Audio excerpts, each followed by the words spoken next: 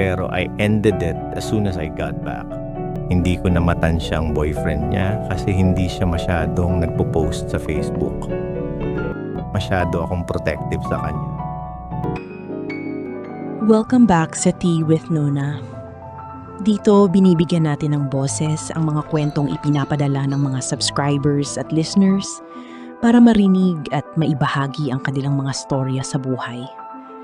Bawat sulat ay naglalaman ng tunay na karanasan, problems at sitwasyon sa buhay. Narito ang isa pang kwento mula sa ating komunidad. Simulan na po natin. Dear Nuna, ito po ang storya ko sa buhay. Nakilala ko siya noong nag-aaral pa kami. Nasa final year ng college na ako habang siya ay freshman pa lang. Para sa akin, tinamaan ako ni Cupid. It was love at first sight for me. Walang sawa akong nag-pursue sa kanya at ilang buwan lang ang lumipas. Naging mag-boyfriend na kami. Siya ang buong package, ang ideal girl ko, pero ilang buwan lang ang lumipas, nawala na ang interest ko at nag-break ako sa kanya. Nasa isip ko, pag-graduate ko, paano na kami? Alam kong kasalanan ko yon at na-heartbroken ko siya. Akala ko kasi hindi na kami magka-interest dahil wala na ako sa school at siya mag-aaral pa. Inisip ko na mas mabuti pang mag-focus sa career ko. Nagkaroon ako ng mga girlfriends. Wala akong balak mag-settle down. Pero masasabi ko, siya pa rin ang pinakamaganda sa lahat ng naging girlfriend ko. Years passed. Nagkita kami sa flight sa isa sa mga business trips ko. Sobrang saya ko. Para bang inabot kami ng tadhana. Nag-dinner kami habang nasa ibang bansa at pakiramdam ko ay parang may mga spark pa rin. Sigurado akong she felt the same way.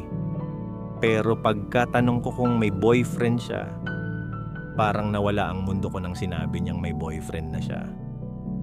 Wala na akong nagawa, kundi to wish her well. Patuloy kaming nakipag-usap kahit na bumalik na ako sa Singapore. Pero hindi siya mawala sa isipan ko.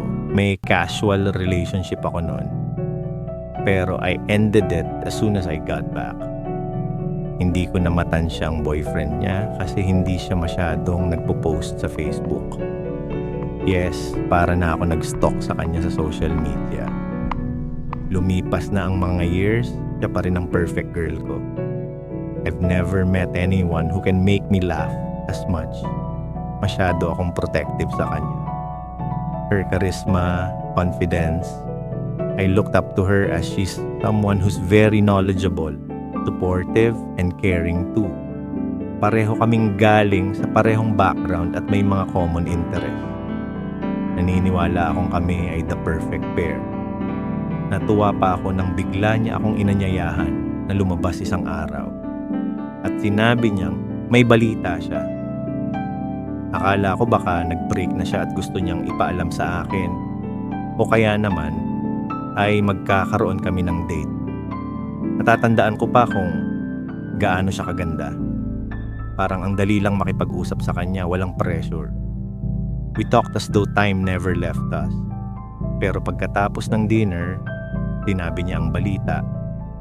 Engaged na ako, sabi niya. Aray ko, parang isang malakas at masakit na suntok sa puso. Gusto niyang makipagkita at sabihin ito sa akin ng personal kasi gusto niyang makita kami for the last time. Parang nawasak ang mundo ko. Hindi lang ako nawawalan ng isang mahal na kaibigan. Pero mawawala din ako sa buhay niya. Wala akong ideya kung paano ko maipapakita sa kanya na kunwari, okay lang ako. Pero sigurado akong alam na niya. Nalaman ko rin yung boyfriend niya ay kakilala namin mula school. Siya ang pumalit sa akin. Ang stupid ko talaga, ako ang nag-break sa kanya. Ang feelings ko ngayon para sa kanya ay mas matindi pa sa dati. Every night, pinapangarap ko to go back in time at hindi ako dapat nakipag-break sa kanya. Alam ko I am not perfect. Nowadays, nakikipag-date ako. Pero bawat date, hindi ko maiwasang i-compare ang ex ko sa kanila. Na-frustrate ako sa sarili ko. Why do I do this to myself? Siguro, kaya hindi nila ako makita na as a possible partner kasi naisip nilang hindi ako seryoso sa pag-settle down. I found myself realizing bakit. Gusto kong mag-settle down. Yes.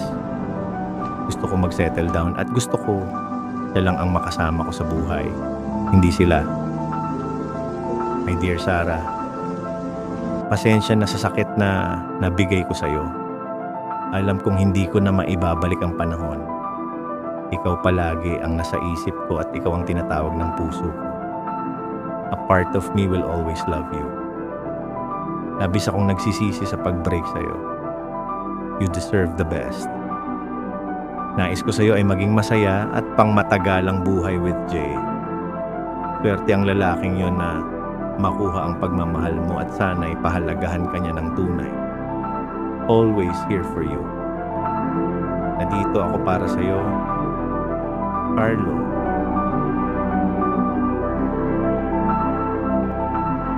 To be brutally honest, parang whatever you want, you get. Most of the time. Si Sarah, she's a challenge to you now. Yes, mahal mo siya. Pero meron kang karibal kay Sarah. At dahil dito, naging mas challenging. Tulad ng sabi ko, you get what you want. Sa kwento mo, ang dami mo nang naging girlfriend. Ask yourself, gusto mo ba siya dahil siya talaga? Or because siya lang ang hindi mo makuha? Minsan, mas nakaka-excite ang challenge kesa sa tao mismo. Huwag mong gawing mission si Sarah.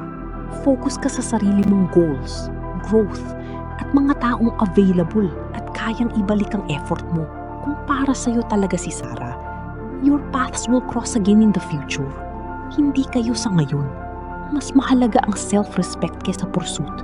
And I'm glad you chose the self-respect path. Carlo, salamat na marami. Thank you for sending in your letter. Very grateful ako na you value my input at nangapayo. Pero of course, nasa iyo pa rin ang final decision. And whatever that decision may be, sana yung ikabubuti para sa'yo at hindi nakakasama sa ibang tao. Okay? To my subscribers and listeners, if you want your story to be heard, please send it sa email link below. Give encouragement or advice po to the letter sender sa comment section. Respeto lang po tayo.